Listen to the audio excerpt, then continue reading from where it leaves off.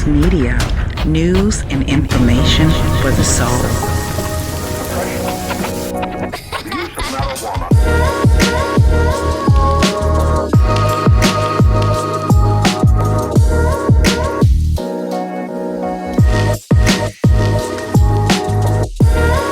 Please subscribe to Rainy Box Media, like and share your views in the comments section. Thank you.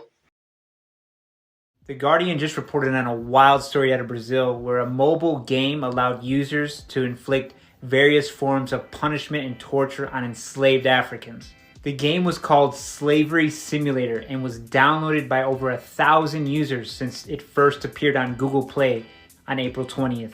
The Guardian report says that users reviewed the game positively, with one describing it as, quote, excellent to pass the time, but lacking more torture options. Due to public outcry, the game was removed from Google Play on Wednesday, but is still available for play to the users that downloaded it. Having a slavery simulator game available in Brazil is especially heinous since the country imported the highest number of enslaved Africans in the Americas, about 4 million, and it was also the last country in the region to abolish slavery in 1888. Just make this make sense, because I am not confused. There's a game that was on Google's Play Store called something about slavery. Basically, it's a game entitled Slavery Simulator, where players can buy and sell enslaved Black characters. It's now received backlash and Google and widespread criticism. And I guess Google Play has taken it down, mainly by the Brazilian social media users. The app developed by Magnus Games was launched on Google Play Store on April 20th and was downloaded more than 1,000 times before it was removed on Wednesday, according to a statement from Google to CNN Brazil.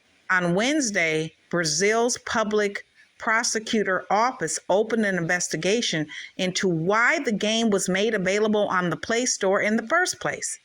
And you know what? That would be my question. But if you look at how things are done on certain social media platforms, such as i.e. YouTube, you know why. Sometimes companies get so comfortable with being big, they don't think twice when things are racially divisive in terms of allowing it on this platform, not for commentary, but to play a game. It's one thing to have freedom of speech. It's a whole nother thing when your policies apply to some and not others. So I am not surprised. I just wanted to bring this to people's attention. Again, apparently it's on Google Play Store. Maybe they can only access it from Brazil, but even the Brazilian government is asking, why would Google even allow such a game by Magnus Games entitled Slavery Simulator on its Google Play platform? Good question. You know, the bigger you are, the more you feel entitled to abuse people and not apply policies across the board. That developers should have been screened and looked at in terms of the app that they were developing. The title alone, they should have taken a second look. But again, we got a lot of people, even on various social media platforms, that do commentary, do things such as having a Black man eat a banana, and it seems to be perfectly fine. But let you share a video link or something to that nature after someone shared it with you, then that may not be of interest. So clearly there is a problem here, and it's very unprofessional. It needs to be a closer look at. And I'm glad that the Brazilian government immediately did an investigation to take that down. That is very inappropriate. Something called Slavery Simulator as a game, really, on Google Play Store. Make this make sense. And check this out. The prosecutors in Brazil requested specific information about the game from Google, adding a great number of racist comments were also identified in the Google platform. Really? Because if you're Black and you make a comment, well, at least I've seen this on YouTube, especially if you're a content creator, it might get removed. Now, won't it, YouTube? But if you're white, it's okay. So this is obvious because you're a big company. Some people just think they can get away with just about anything. Within the game, users could exchange, buy, and sell slaves. Make this make sense. Are you kidding me? Images show choose one of two objectives at the start of the slave owner simulator: the path of the tyrant or the path of the liberator. Become a wealthy slave owner or achieve the abolition of slavery, the game's description said.